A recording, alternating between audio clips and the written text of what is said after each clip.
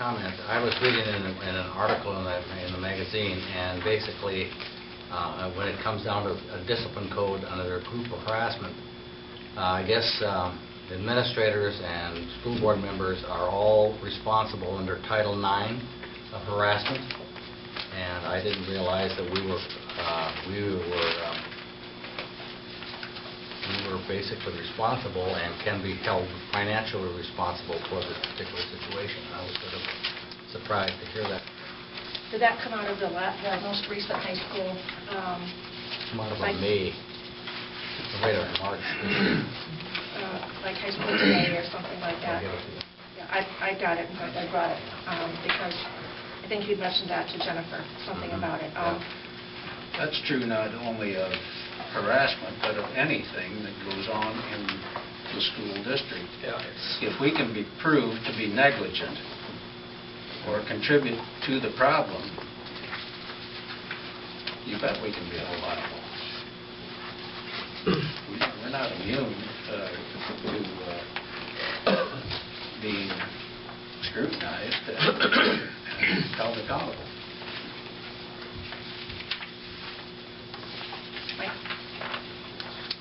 Any questions from the board? I'll start with that.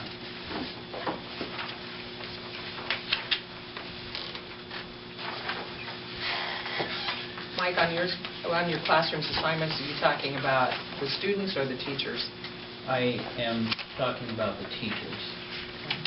There will be some movement as we finalize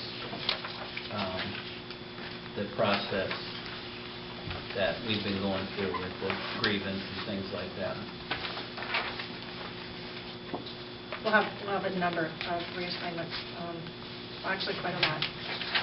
And again, when you're talking those reassignments, we're talking about, activity, other classes that are affecting our reassignments and scheduling and things like that. So it's like a big puzzle that has to be fit together at the right time. Will these be done by the end of the year so that teachers can prepare for next year, or what? We're going to treat it like this, that we'll talk to them by the end of the year, but our comment to them is if school started today, this is what your assignment would be. But last summer, if you recall, at SAC, for instance, we lost a lot of kids in the elementary over the summer, and we ended up with some smaller class sizes than we ever predicted to have. So we've said that to our staff before, that that's how we were going to approach it with them. So if we were sitting down with you at the end of the year for checkout and we were talking about what you'd be assigned to next year, the phrase that would precede it would be, if this were the last, if this were the first day of school, this is what your assignment would be. And if it looks like over the summer, for some reason, there's some change, then that we'll get to them as soon as we know what that will be. Have you had any inquiries from other districts as to some additional students? No. We have some open enrollments in Wallach Few Auburn's preschool. So what we've typically done with preschool kids that open enroll is they come in as in-district kids to the preschool program, and then they start kindergarten in the district. They just let us know a year in advance. But that would be from the Oldwood Arthur district. But that's been all that we've had at this point. I just heard some rumblings around the county with some other sharing, so. Yeah, no. Just a couple of things. Is that all from Mike? I would say our visit with the DE with the wraparound process went very well. In fact, the Department of Ed has asked Becky to go present at a conference near Chicago, because with our instructor of the wraparound process, because we are so involved with it and they like what we're doing. So out of the 8 schools, we were picked as one to go to that. So I gave Becky my blessing and said, try not to have too much fun. It'll only be one day, and the Department of Ed is paying the bills, so that's a good honor and something that's real positive for us, that we've just started the program and we've gotten to that point. So.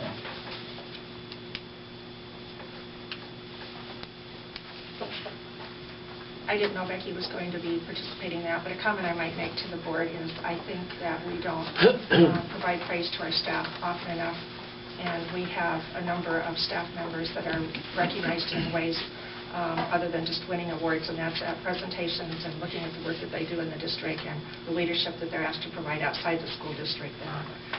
There are a few things that are in front of you. One, this is School Board Recognition Week, and there's a certificate in front of you recognizing you as a school board member of either the SAC or the Walleye Auburn District, East Sac County, in parentheses, for dedicated excellence in leadership and public education and continuing service to the children of this community. And it's hard to be a school board member, and to be a good school board member, it takes a lot of work and a lot of attention to things. And on a personal level, I thank all of you, because you're out on the front line dealing with people. I'm sort of the middle person, I guess, in this piece of how things work between the school and our communities. But I do thank you for the time and energy that you put into your work with the boards of education. A couple of other things. You've got a report in your packet. This will be what it looks like. It's got Pioneer as the title of it, and you might have had something that looked like this attached to your board packet. And this, the news article just says East Sac County Community School District honored for work on their athletic fields.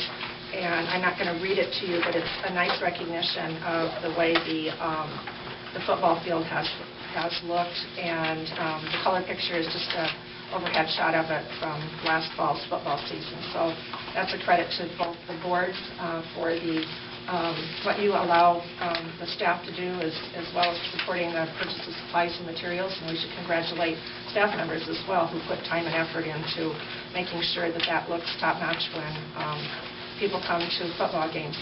I would tell you we've had a lot of compliments about the facilities at Sac City during the track season. And again, that would be board efforts to make sure that those facilities have the equipment and supplies and materials we need for those to look the way they do. You'll probably see something in the paper soon, but the industrial tech class went to a competition around the Des Moines area last week, and a couple of our students came home with scholarships, much to their surprise. And that's always nice to have happen. I believe one was $500 and one was $750. And some of that work was displayed downstairs in the open house that those students in those programs have. You have a sheet in front of you that's sort of a summary, and it looks like this for the stabilization money. I'm sure you started to hear some things about schools and what they're doing.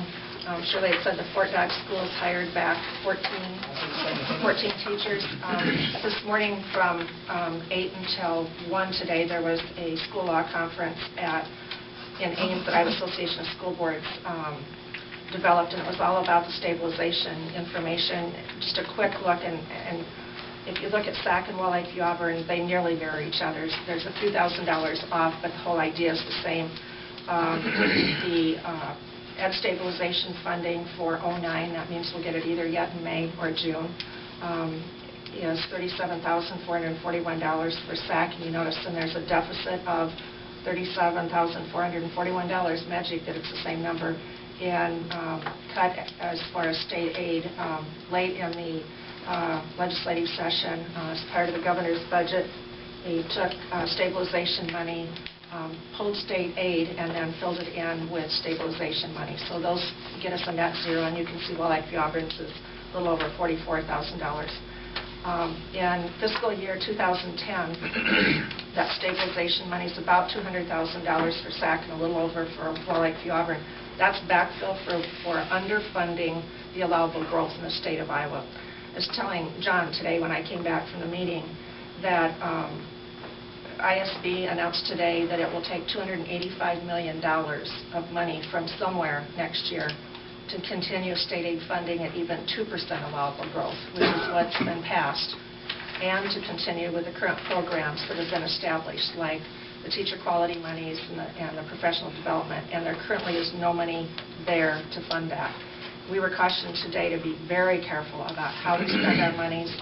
They're asking us to wait till July or August before we commit any more than half of it, because they're so uncertain about some additional things that may be determined this summer.